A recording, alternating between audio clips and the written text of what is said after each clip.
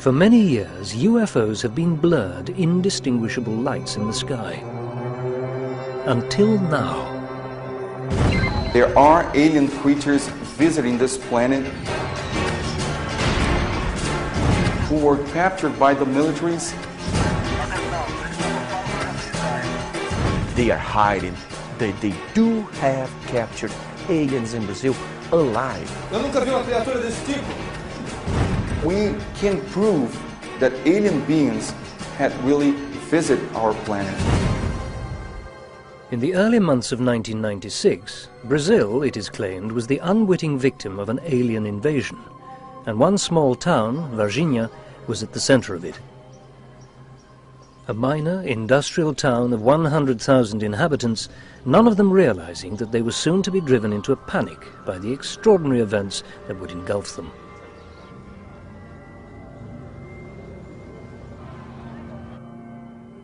About 2 a.m. in the morning of the January 20th, some satellites from the United States detected an object entering Earth's atmosphere.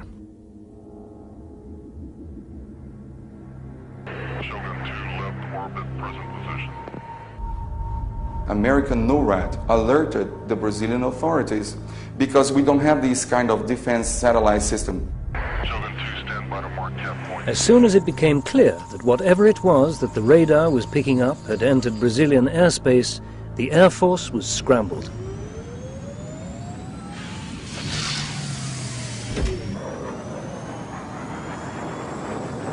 As soon as they got above Brazil in our atmosphere, our defense system captured the images. We call those little points in the radar, we call them plots.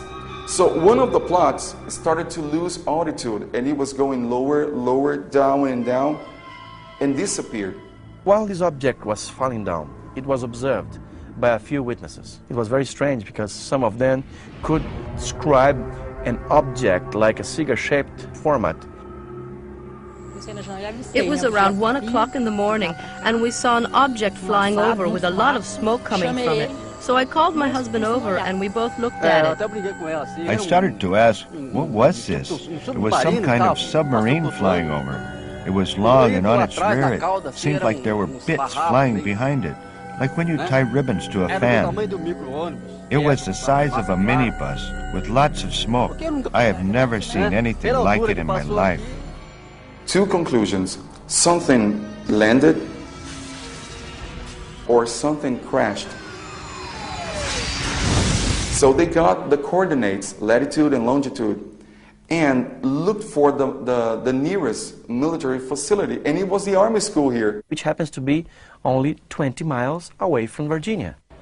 The Army school was alerted by the Air Force that an unidentified craft had crashed.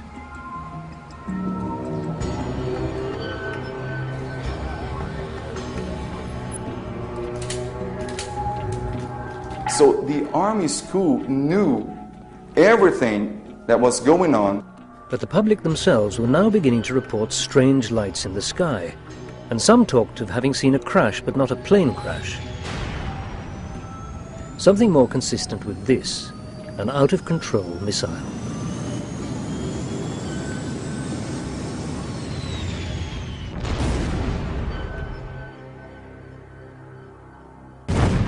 These public reports had now put the fire brigade on red alert. They went to where the reports of the crash had come from, but they had a surprise waiting for them.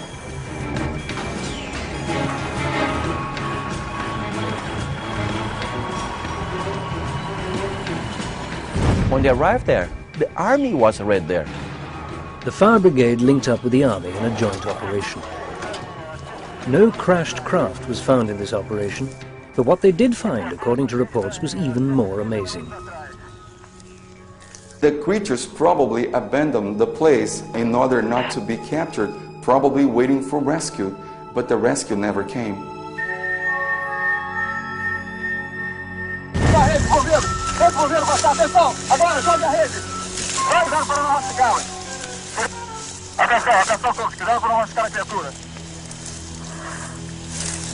The creature offered no resistance at all to its capture. It almost couldn't move. It was so fragile. They wrapped this creature in a net.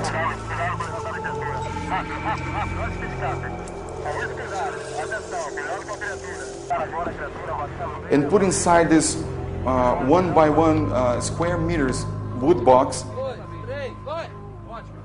and gave it straight to the militaries who went there to pick it up.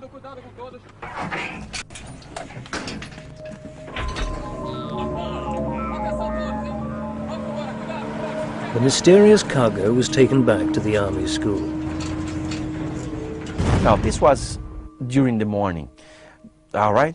The capture took place about 10:30 or so. At that same afternoon, not knowing anything about this, these three girls were working in a house. They were cleaning the house. And when they finished their work, they were returning home.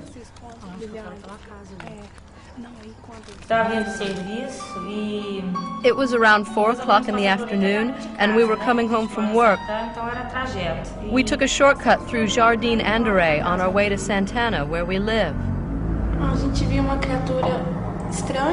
We saw this very strange creature, but it didn't notice us at all at first.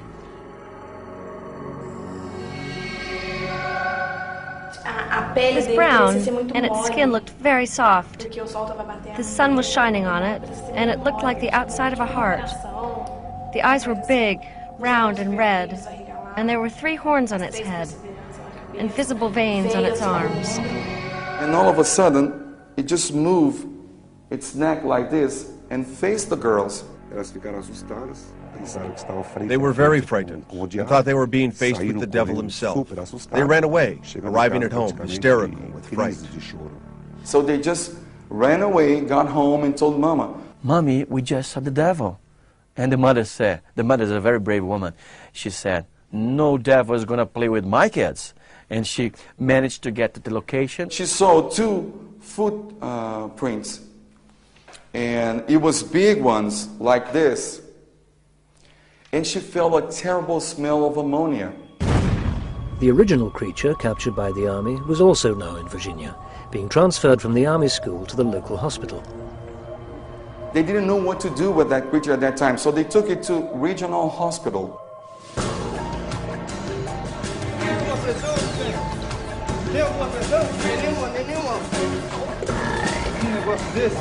Será que não é desse que ele tem coração? Eu não consigo achar nenhuma agulha para colocar o soro nele. Continua tentando.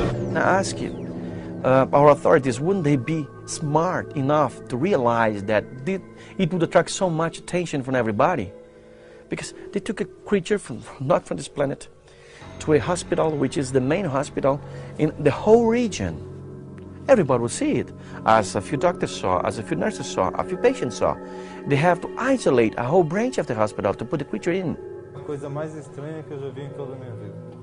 According to witness testimonies, doctors were unable to do anything for the creature, and so it had to be moved again.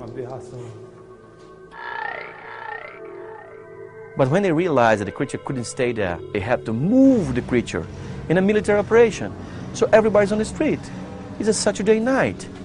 Plenty of heat, because of the summer. Lots of people saw the military operation conducting the creature from this hospital to another hospital, which is more discreet because that one is a public hospital.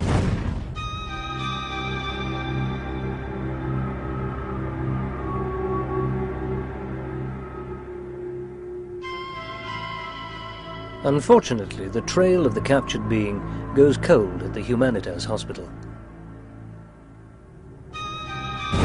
People started to talk about this, and everybody wanted to know, demanding answers. The fire brigade denied everything, military police denied everything, and the army school here didn't say a thing. But the military's explanation for the events of that night are almost more extraordinary than the claims being made by the UFO researchers. What happened was that on the 20th January 1996, there were violent storms in Virginia. Here in Tres Cruces, we were having a ceremony. We also had to send some truck for maintenance while they were still under guarantee. So we sent 2 trucks into Virginia for this to happen. To further complicate the story, there were more coincidences relating to the events. At the hospital in Virginia, there was an expectant dwarf couple, which coincided with Eza taking the creature in a truck to the hospital in Virginia. Well, the town was just going insane because everybody was on the streets, because many UFOs were sighted at that time. So people was just connecting one thing to another. The tide of panic in Virginia grew. Inevitably, the media quickly picked up the story.